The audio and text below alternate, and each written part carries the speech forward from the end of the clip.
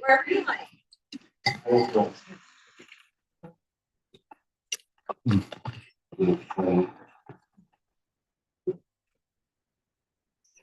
Need to move that screen. Mm-hmm.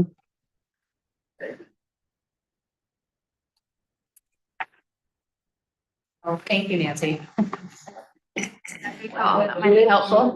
Well, it's good from my angle, but yours is more, Sarah's the one who has to. I don't need to see it. You don't need to see it? Wow. I'm just teasing.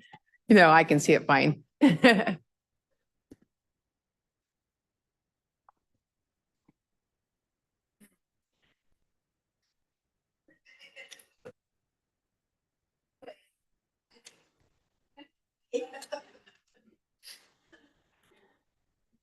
So,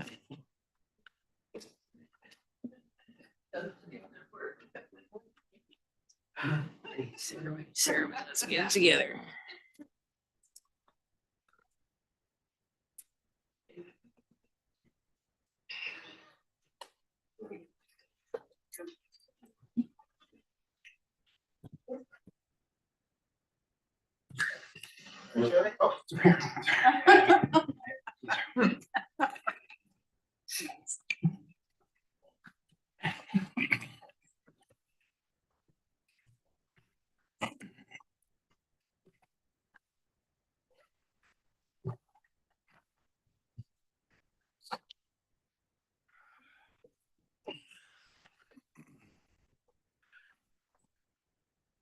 Work? Switch it. That's fine. That's fine. It is what it is. Not for meeting minutes, but everybody be Houston Cougars fans tonight as they take on those Florida Gators. I'm sorry. Come on. Yeah. Sad. There we go. Texas is. Tonight, everybody's a Texan. That game starts at 6, right? 7, something. Something it's happening. Yeah, it's happening tonight. So anyway, Your Elijah one's gonna have a This big game. happens every year. What? really, you guys didn't tell me that before I joined. Get to see the men's Final Four.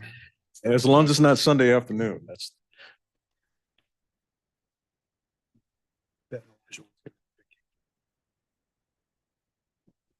Is that it? Sorry. I see. I see where you're. Yeah, I know. No, I know the reference. My Okay. middle name is Akeem. There you go. Phi Slamma Jamma.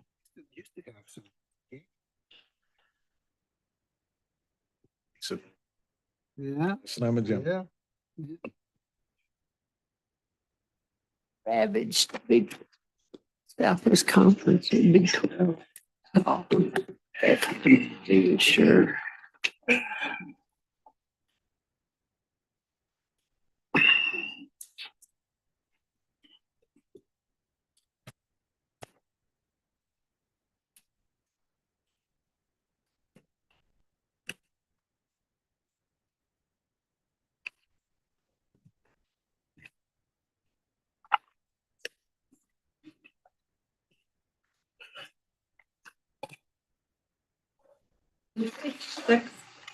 Good evening. Welcome to the study session for April 17, 2025. We are going to discuss city communications, social media policy, and board and commission discussion. It's page 6 in the packet if you're following along, and take it away. Hello, City Council. Nicole Klaus. I'm the Public Information Officer for the City of Ellensburg. Today, we're going to cover quite a few topics, so we'll try to move through some of them pretty quickly so you have some time for discussion at the end.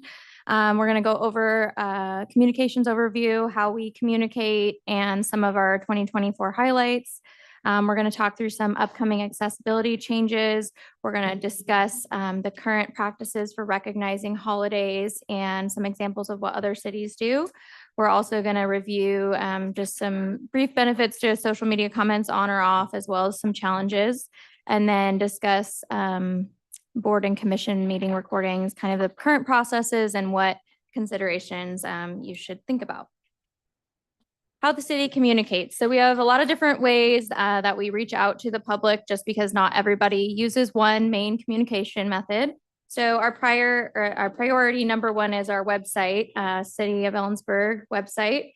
We also do print publications such as working with local media, putting in ads, things like that. We do advertising and PR, as I mentioned, ads. That also includes radio sometimes. We have through our website, text and email notifications, a couple different subscriber lists that we'll go through later. We also communicate in person at events, coffee with councils, things like that. We have a monthly e-newsletter as well as an annual newsletter. We do use social media, and then just at other public events we hold, like parks and recreation events, we'll also bring information about city activities. Kind of looking at 2024 stats, as I mentioned, the city website is our primary method of communication. Web page views were up 9.75% over the prior year. Our website users were also up, and website event counts, which are like clicks, page views, scrolls, things like that, were up 2.67%. So it's good to see more people going to our website to find information, which is helpful. Again, mobile is now the top way that people are visiting our website with 54% of visits. Most people are viewing the homepage, obviously, but utilities, jobs, libraries, and the pool were the other top visited web pages in 2024. And that kind of goes in line with the top search terms. People were looking for the pool schedule, the library, rebates. We have our monthly e-newsletter, Ellensburg Insider. People can subscribe. It's free to receive. We grew our subscriptions 18% over the prior year. We send out one newsletter a month. I will note that the people who are reading our newsletter and signing up for it are actually reading it. The average industry rate for government newsletters is 42.14% for the open rate, and ours is 66%. And same with the click rate, like the average industry one is 1.65%, while ours is 8%. So that tells you that people who sign up are actually reading it, opening it, and clicking through things to get more information. As I mentioned, on our city website, we have an option to subscribe to email or text alerts. So we have a couple different sections on the website. So we have our main news feed, which is called News Flash. We also have a jobs section that people subscribe to, which is definitely our most popular one. We have emergency alert notifications. Those are for electric, gas, snow or ice, flooding, kind of emergency things. And those can go out any time of the day or night. So we do note that when people subscribe, they may be getting a middle of the night text if there's a power outage or something. And then we also have, public work bid openings. People can subscribe to our calendar if they want to get calendar event notifications, things like that. So in general, we're growing those. They are all up over the prior year. We're trying to continue to push people to our website to learn about what's interesting to them so they can decide, what to subscribe to. Some of the other highlights from last year, we did our annual printed report that got mailed to 8,400 residences. We have this getting printed right now for the 2024 recap. So they should be going out either the end of this week or early next week. So people will start getting those in their mailboxes. We also do utility bill inserts that go to our utility customers. We work on press releases for our major initiatives that go to local media. We also keep track of media mentions just in general to kind of see, what is being said. Is it correct? Part of my role is to make sure that the information is correct or work with reporters. So the top 3 subjects just from the 230 plus mentions last year were the Sleep Center, Pizza Clutch, and Unity Park. So that's just an internal tracker that we kind of use to see what people are talking about. Our previous community engagement platform, Be Heard eBerg, was retired in 2024 due to cost. And also it was just not being utilized to the way that we envisioned it when we first purchased it. So we thought it was better to retire that and focus our efforts on our other communications and outreach. We also held the Ellensburg Academy. We've had some coffee with council, and then we have surveys, open houses, things like that as other ways to communicate with the public. I want to touch briefly on some of our social media platforms. Facebook was the most popular one. We have 10 pages for our different facilities and some of our different departments with over 35,000 followers across all those pages. The top 3 posts, and when I say top, that means looking at in terms of posts that got the most engagement, comments, like shares, those kinds of things, were related to the sleep center proposals that you all talked about last year. Looking at X, formerly known as Twitter, it's not our most popular one. We had a little bit of growth. We still use it just because there's still media that uses X. So really nothing too incredible to report. It's not having as much growth as our other platforms, but we do still use it. YouTube, this was really interesting. More people watched your council meetings last year than the prior year by quite a bit, which is awesome, right? We want the community to know what you're doing and care and be involved. So the total hours of council meeting time was 2,228.8 hours, which is up 205% over the prior year. So we do have 2 YouTube channels, ECTV, which streams these meetings, and then we have our city YouTube channel, which is for more like kind of evergreen content such as EPD highlights or natural gas ads, things like that. But ECTV is the one where our meetings are housed, so they definitely get more of the views. The highest viewed council meeting was the December 16th one, which had 1,697 views, and on average, people watched 31 minutes and 27 seconds, which is 331% longer than the top one in 2023. So your constituents care about what you're doing here. Instagram, we do use Instagram primarily for photos. We haven't really done too much video on there, but mostly for photos. That platform is continuing to grow with follower count. So I think people want to see more from us on that front, which is something we're always trying to take more photos of the work that the city is doing. Our top post was the Unity Park grand opening celebration. Challenges when it comes to social media, the algorithm's number one, right? We don't control who sees what when. So if people engage on a post, other people are more likely to see it. So we just have no control over that. So we can post something at 2 o'clock, but maybe people don't see it till later. So we try to work around when we see more engagement happening just based on past performance. But again, we don't control the algorithms. You're also competing with other content that's out there. So other people's attention, they have work, there's tons of other content out there, other things they could be doing with their time. Another challenge with social media is our archive requirements. We are required to archive all of our social media for public records requests. So we do use a service that helps with that, which costs us money to do, but we're required to keep comments, messages, just all of the same public records things we would do for everything else. But it just does add that. So when we add new accounts, we have to make sure it's compatible with our archive software. There are additional accessibility requirements coming soon that could make social media more challenging, which we'll go through here shortly. And then expectations, right? The public wants to know what's happening as soon as it happens. Sometimes I find out about power outages from the public before I hear from staff, just because that's how fast things move. But we want to make sure we're getting information that's helpful. So I'm trying to set, somewhat realistic expectations when we are doing posts about power outages. Like we know there's one happening, we'll post more information as we have it, things like that. Just to kind of set those expectations. And then staff resources is always a challenge. We all have a lot of other pieces to our job than just social media. So especially at our facilities where they're actually working with people face to face. And so that's just a challenge as always. So did you want me to kind of open it up to questions before we move on to, okay.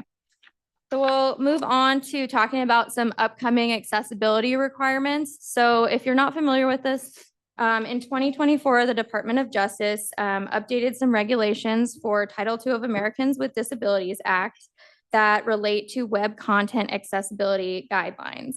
There is a technical version, 2.1 level AA, that we will have to follow. State and local governments and federal governments will have to follow with regards to web content, mobile apps. And for the government agency of our size, we have to comply by April 26, 2027.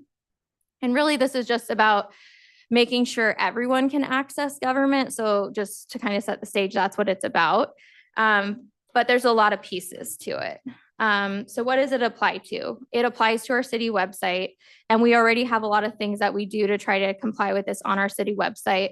But it will also apply to social media, videos we're producing, any third-party apps that we use for city products, like Central Transit Ellensburg Central Transit uses the transit app, our library catalog, any sort of registration site we use, really anything that the public touches that's considered content or web is going to be impacted by this. So it's going to take quite a lot of work from our staff as we're evaluating what we need to do, and also the full implications of what this means. We're still kind of learning what that's going to look like right now.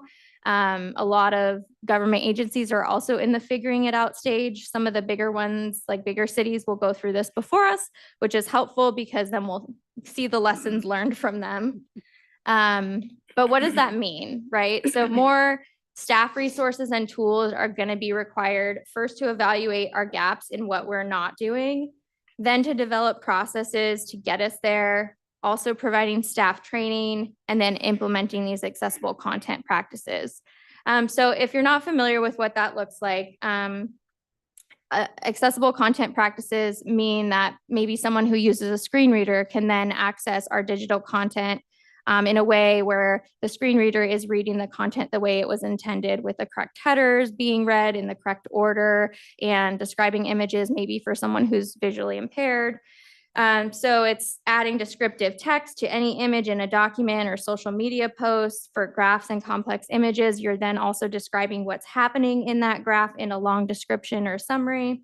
Again, making sure you have the proper headings and structure and tags so those screen readers can kind of read their way through it properly.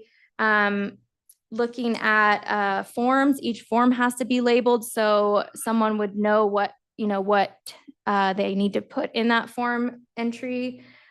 This also impacts any sort of graphic design or graphic that's going to be used moving forward, making sure it meets those minimum color contrast, which is going to be a challenge because we don't have a graphic designer on staff. So we have all departments kind of working through, some work through me, but also on their own doing graphics. So kind of teaching and working through that will definitely be a challenge. Captions and transcripts. This is going to be a big one, right? Because right now we are streaming this to YouTube, and YouTube does have automated captions, but they're not perfect. And another piece of this that we're trying to work through, and I say we, I mean like government agencies, is how to describe what's being shown on the screen, right? So even if there's a caption right now, live captioning, what I'm saying, it doesn't say what is being shown on the screen. It doesn't say who's in the room. So kind of working through all these different pieces to really provide this accessibility. So it's going to be a really big task. It's going to apply to all of our official web, mobile, and social media. There are some exceptions where we won't have to do this. One example is archived web content. So if we have like an old electrical system or water quality report from, I don't know, a decade ago, and it's not relevant, we're not using it anymore, we can move it to an archive section, and then we don't have to update that document. Pre-existing documents, such as for like events, like a PDF flyer of a Thanksgiving Day community celebration, wouldn't have to be updated. But for example, if we have a PDF of like a business license application that was before this ruling, but we still use it today, we're going to need to update it, right? So it's compliant because it's still being used. Another exception, if we have a message board platform, the platform would be required to be accessible, but maybe if someone else could, from the public, post a picture, we can't control if they're adding that photo description text, right? So that would be an exception. Individualized documents that are password protected, such as like an individual's water bill would be probably fall under the exception, but it wouldn't apply to like the city billing, utility billing site itself. And then pre-existing social media posts won't have to comply, though if someone does ask us for, you know, an accessible description of a picture we posted from a few years ago, we could certainly reply with a description. So there's a few exceptions, and we'll have to kind of work through those as staff and decide what documents are going to need to be updated. And then, as I mentioned, kind of training staff moving forward. Just thinking about the implications of this also will tie into things like our contracts. Like when we ask vendors to produce new comprehensive plan or new documents that are then referenced for many years to come, we're going to have to make sure those documents are accessible and that that's in their contract too. So that's just an overview. It's going to be quite a lot of work on our staff side. We're just starting to look at that. We're going to hopefully be putting out an RFP at some point to get a consultant to come in and help us evaluate where our gaps are and kind of put together a timeline for getting in compliance before that date and just making sure we have training for anyone who may be producing city content. All of you are welcome to attend as well.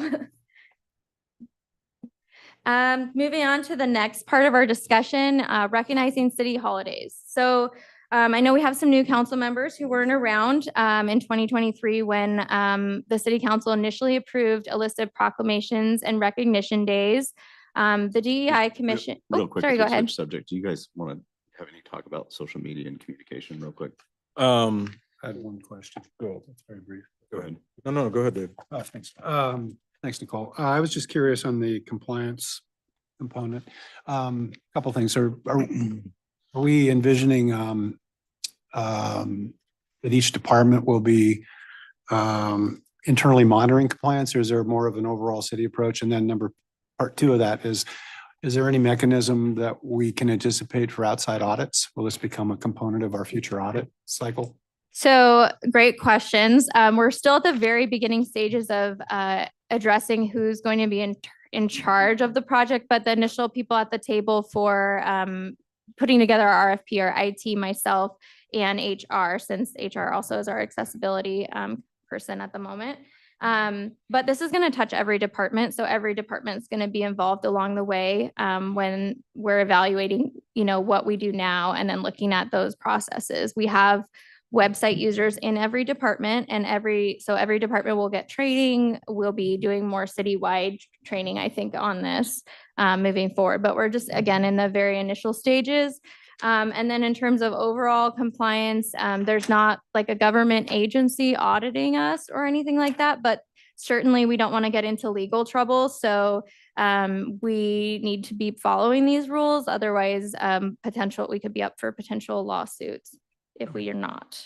More to come. Thank you. Yes. Nicole, my comment was more in question regarding the recordings of all of the subcommittee meetings. So I like the idea and concept, but my concern comes with the costs associated with it. The FTE, the management of the archive and repository system, the public records request that. So my bigger concern is associated with the estimated cost over maybe a 10-year period, 5-year period. Or I'm not sure what that is. That's That in about 3 pages. oh Yeah, sorry. So specific to meetings, we'll talk about that a little bit later, but our archives, the archive system we use right now for social media archiving, it takes care, we have unlimited accounts for what we pay for it, which I think is about $8,000 if I'm recalling correctly. But it'll be different than it's tailored towards social media specifically. gotcha. Mhm. Any other questions? Thank you. Okay. So again, moving on to the holidays, in 2023, the DEI Commission, prior to this, actually, let me back up. So prior to the formation of the DEI Commission, the City Council was writing some proclamations for different recognition months. And then when the DEI Commission formed, they the council tasked that to the commission members. And so the commission members were writing different proclamations, and ultimately council asked for a schedule for the year, right? So we could plan our meetings so we didn't have 5 proclamations on the same meeting night. So in August of 2023, the DEI Commission submitted a list of proclamations and also recognition day posts, which will go on social media. The commission writes them all. They're reviewed by staff for the social media posts and then posted. The mayor approves the proclamations. And so this list was the one that was approved by council. We don't have a formal policy on recognizing any other federal holidays. Generally, what I do is I put out a notice that says city facilities are closed on Monday, September, whatever, for X holiday, which is September's Labor Day. So we'll reopen on this date with these hours, just to kind of let people know, most people know when holidays are, but there's no formal recognition policy for federal holidays. We don't do like lengthier posts or anything like that at this time. Again, proclamations are announcements made by the mayor. People do have to apply. So even with the approved list of the ones the DEI Commission puts together, we do submit an application and the mayor does approve it. What we were doing in the past was any proclamation that was submitted and approved by the mayor, we would post to our city news flash that goes on the website and to social media. That also included proclamations that were not submitted by the DEI Commission, but by members of the public or other agencies such as Bike Month, Historic Preservation Month, things like that. So they were all getting posted. I was asked to kind of reach out to see what some other cities do. So this is a variety of notes that came from my City County Communications Marketing Association, because they actually had this conversation recently too. What do people do about holidays, right? Some cities choose not to recognize any holidays and avoid them entirely because they don't want to make anyone feel left out. And they're maybe not relevant to city operations or core services. That's kind of the take on some of them. Some people do what we do, where they acknowledge like the holiday, the city is closed, and post that offices are closed and they'll reopen the next day. Some acknowledge holidays with proclamations during the regular meetings, but then only post on social media if they have programming associated with the topic. Some just do all recognitions by proclamations, and then some do like past precedent where they post about the same things they posted before. And then if someone says, hey, can you adjust this list? Then they do. So it's really across the board. Every city does something different is the answer I got when I asked the question and we had this discussion. So you have lots of options to talk through. And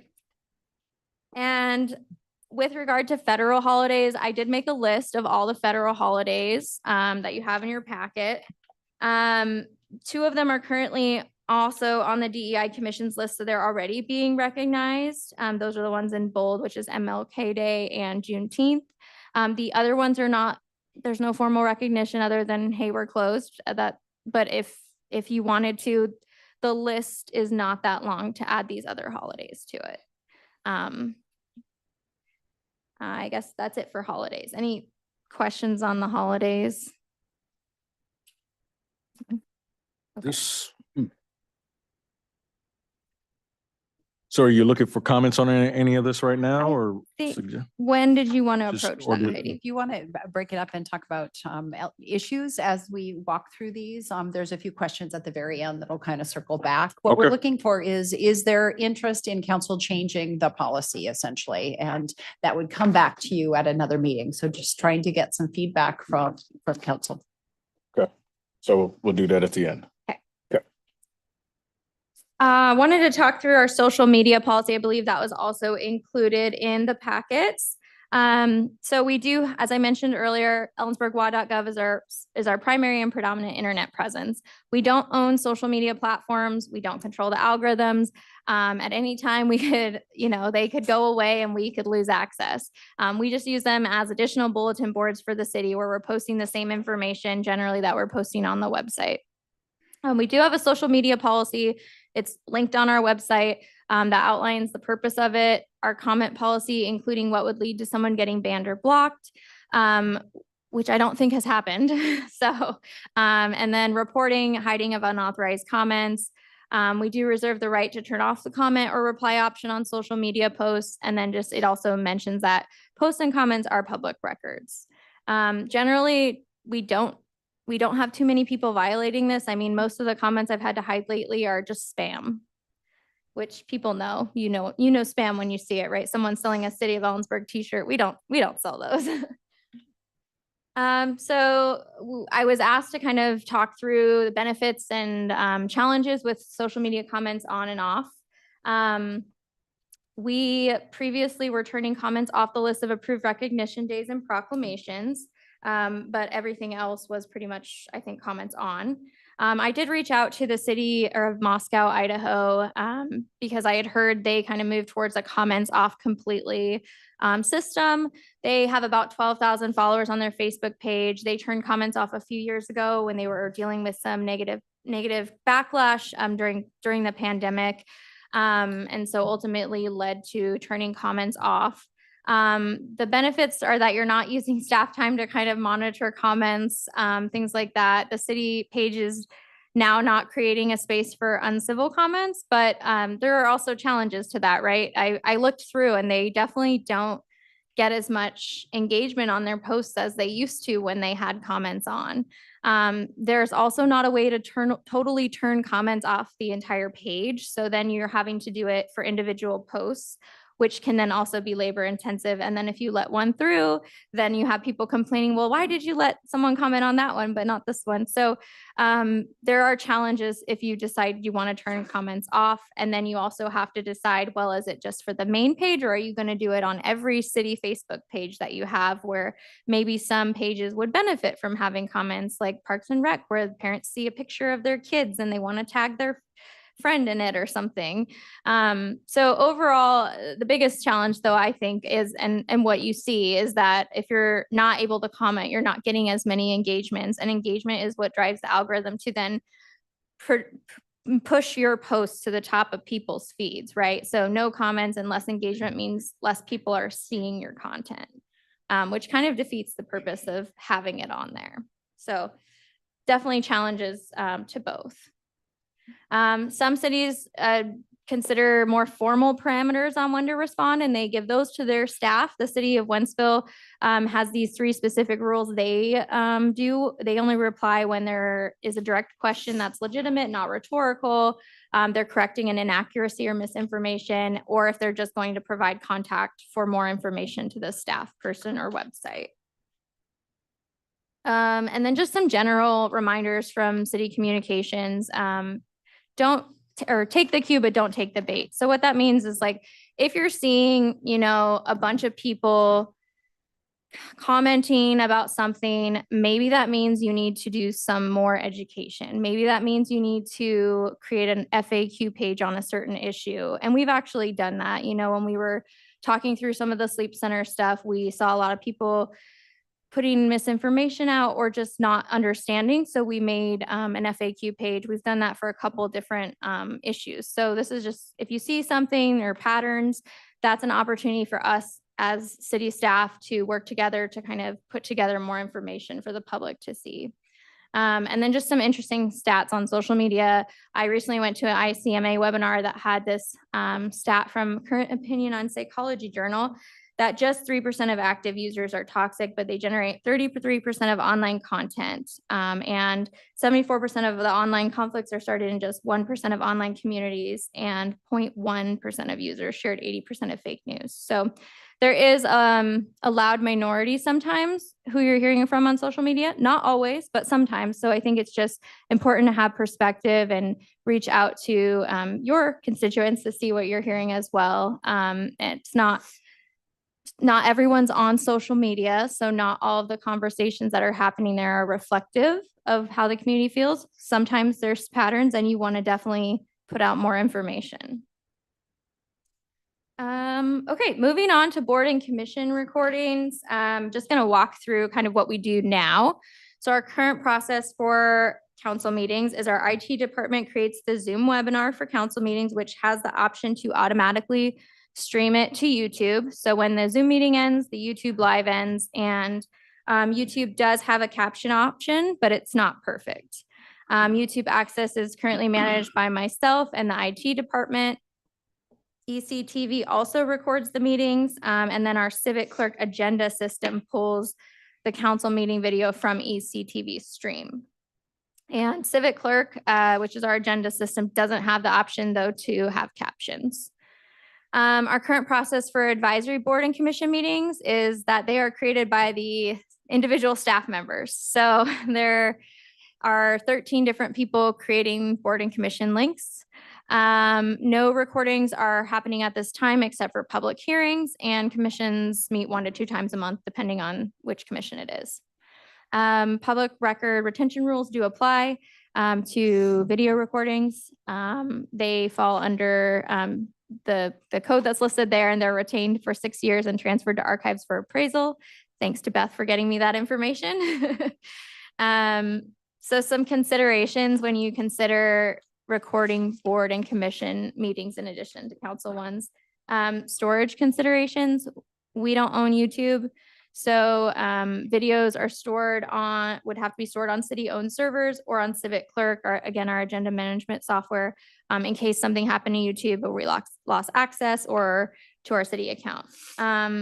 Videos are saved in Civic Clerk indefinitely with our active subscription, but if we ever move away from City Clerk to a new agenda software or some other product, we would have to then export all of the data and store it internally.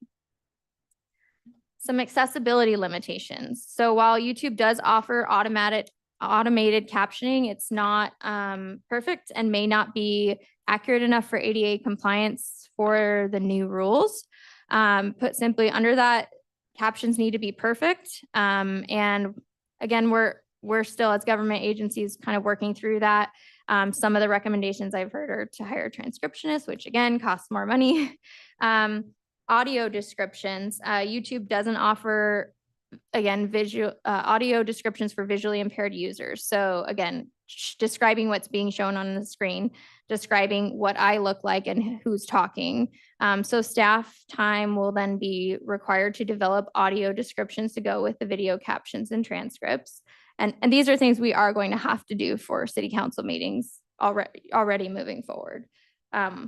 And then just additional staff time and security access. So IT would have to develop and train new staff on new processes. That includes reviewing and correcting all meetings for transcript accuracy, and then just determining if YouTube needs to be expanded to allow access to all 14 staff members, or if that responsibility is going to fall on IT to make sure all of those things are compliant, or on myself. And I think now we move to the discussion part, unless there's additional questions.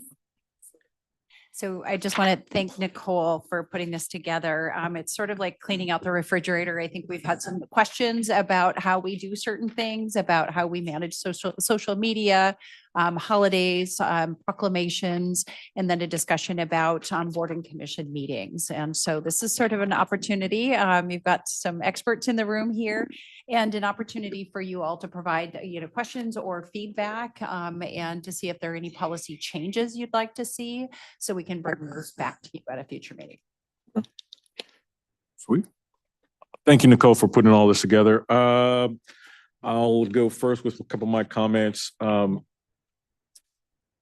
Regarding the federal holidays, I think we should have an all or none policy associated with it. We either recognize everything or we don't recognize none of them. Keep it consistent.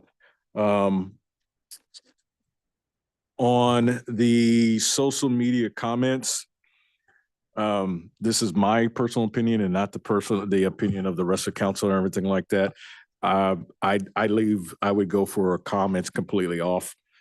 Social media, unfortunately, has become kind of problematic. It's great as far as being able to communicate out, but unfortunately, there are those minority few that like to stir the pot. And social media, in my mind, is oftentimes a bad place where people share some really negative opinions about everything, and there's no middle ground anymore. So, and then on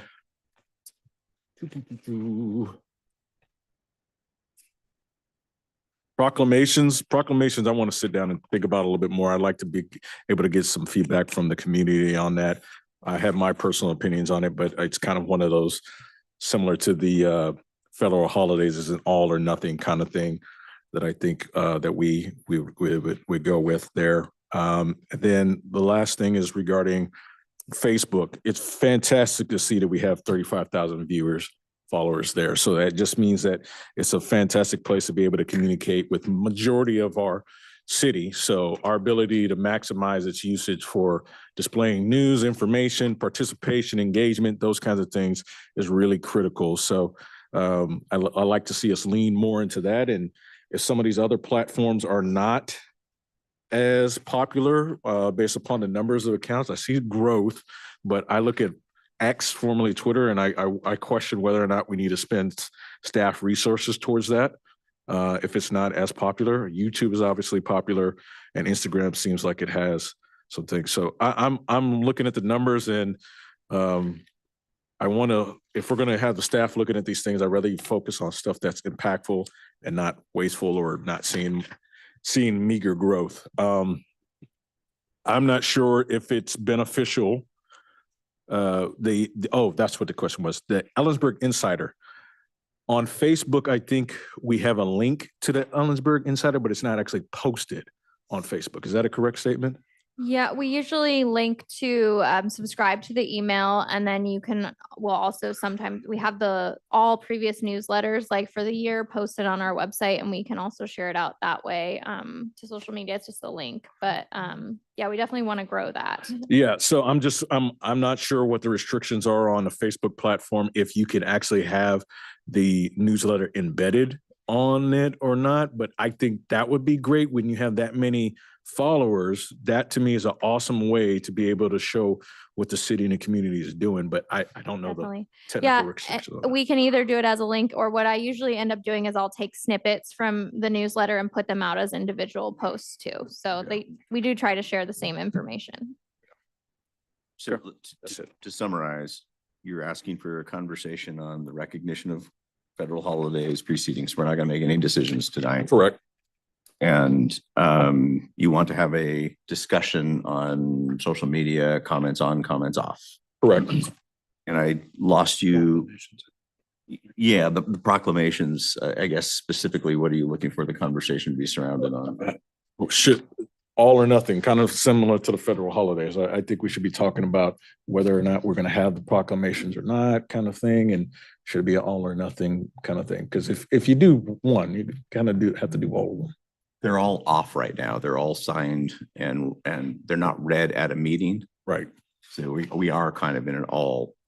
Well, We're signing them, we're acknowledging them, we're distributing, we're not reading them at meetings. and quite frankly, I'm fine with that. That's an avenue of it. So, yeah. Okay, so I just want to make sure. So we got those three issues to cite, put on the agenda for future agenda item. I agree with the list so far, for sure. I'd also like to add the recording of our committees. That's something I've heard a ton from the community on. There's a lot of desire for it. And I think the fact that our our YouTube views are up 200% shows that the community wants to consume in that manner. So I think while we're looking at how we're going to do it for city council meetings, it's the right time to look at what would it take for the rest of them. And I guess all I would say is that my experience is that we're fairly unique in this community. I know like the largest fire district doesn't do any virtual streaming of their meetings and is against it from a governance perspective. And so we're sort of leaning towards one edge here, and I'm not opposed to considering council setting policy that says we do. I would like to understand what the impacts are. Sure. How many hours does that cost? How much does it, how much money does that cost? And, if we're talking about having to describe what people look like in the audience, that's a fairly high burden to comply with that. So I'd want to know what the costs are associated with it. I think that's really what I'm asking for is what does it take to deliver that? And if we're already looking at those costs for one channel, we can extrapolate from there and see what it costs for the others. if we do that and we are doing research to have that conversation, I would like staff to get some feedback from members of the current commissions and boards to see their response to that and whether or not that might impact their willingness to continue to serve. Or do they think that might be a positive thing, or would it encourage more people to be on boards and commissions? I think that's an important thing to think about. We start putting people's public faces out there. They're just volunteers. Thank goodness that we have them, because that's where the city business comes from. So I think that's an important consideration. Question about social media posts, and I'll just say I don't do any of them, so I have no preference one way or the other. But what occurs to me is sooner or later, our most popular social media platform will become obsolete and something else will supplant it. So I'm not particularly, I couldn't tell you if in 10 years Instagram is going to be a thing or not. Don't really care one way or the other. But I do think it's important that we maintain relevance and currency, so to speak. And I don't, similar to the other comments, I'd like to know, it'd be nice to have an approximation at least of what kind of staff resources are required to follow each of these. I mean, 1 versus say 4 as an example. If Sure. the idea was we only want to go with the most popular, is it going to make much of a difference in staff time? And then I guess my other question was back to your earlier point about transparency in city documents. I mean, did I understand correctly that essentially everything on the city's Facebook page is a city, basically outward facing document that has to be accessible Yes. top to bottom? That is correct. Does that mean that all the citizen posts have to be explained? The pictures have to be explained, the comments? have So to be I think that explained? would fall under the exception where it's their posting to it. We can't control what Okay, they so post. that's So a I don't different think theirs would have to, but anything we're putting out, or we may have to consider, do we share partner posts anymore because we can't guarantee that they're accessible. Yeah. So anything we're sharing though is Like going to be the required. mayor's comment, fire district. There's a problem. Thanks. Thank you. So as I'm looking at the social media comments, who has the authority to take down or block comments that are made? Yeah, so the from- page admin or myself or IT. So some of the pages, like for example, the Adult Activity Center is run by Caitlin, who's the director over there. And so she would have access to do that for that page, and myself, and then if IT has access to a page, they would as well.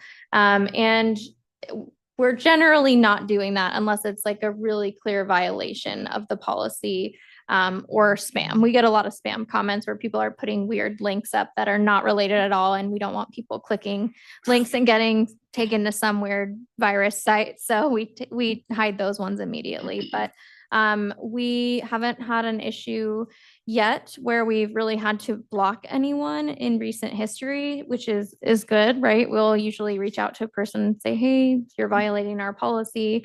But I can't even think of anyone we've had to fully remove in recent history in my time here. And I would just add that that's the reason we have a policy.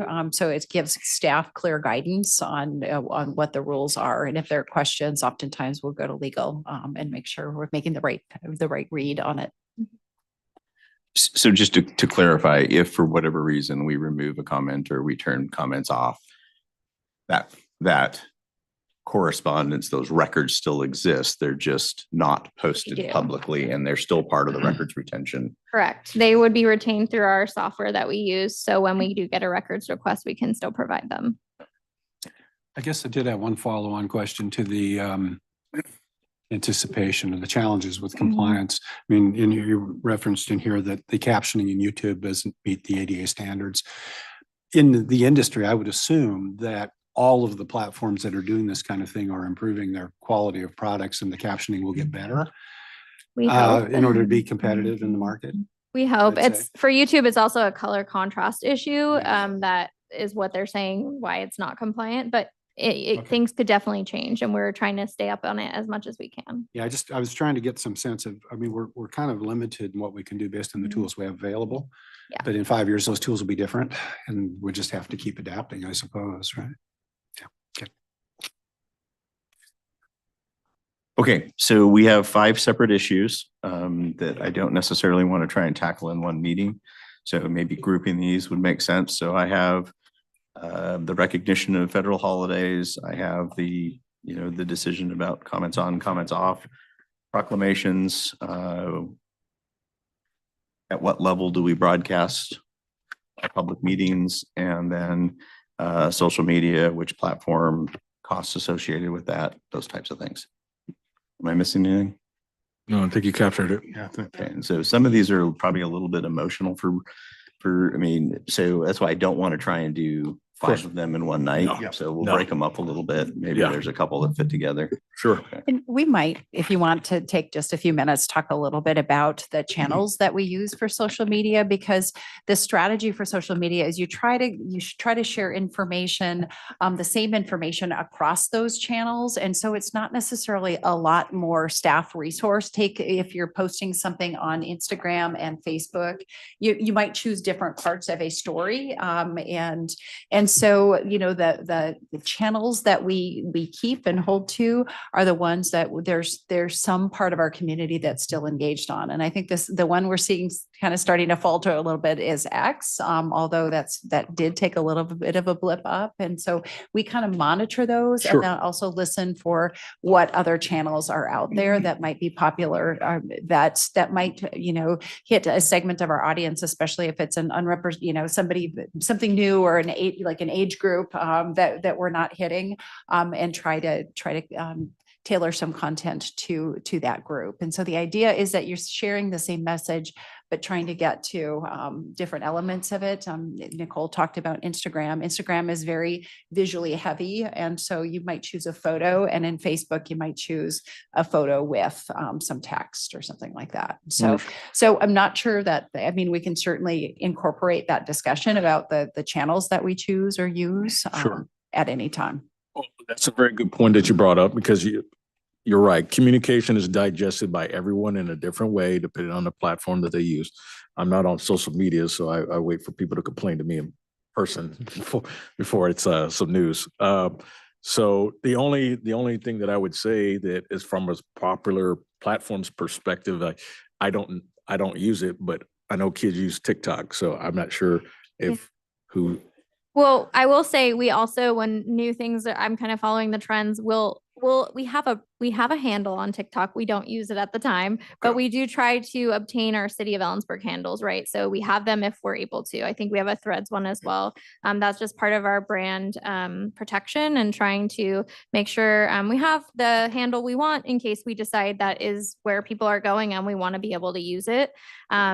So yes, we haven't done a lot of the visual kind of videos like TikTok, just because those are the kinds of things that do take more time versus like a quick post, like Heidi was saying, on Facebook could easily be shortened down for X to fit their character count, and paired with a photo for Instagram. When we move into video content, that's what's going to take more time, especially with captioning requirements and things like that. Are we linked to Everbridge or the system that CWU uses to communicate messaging to their students?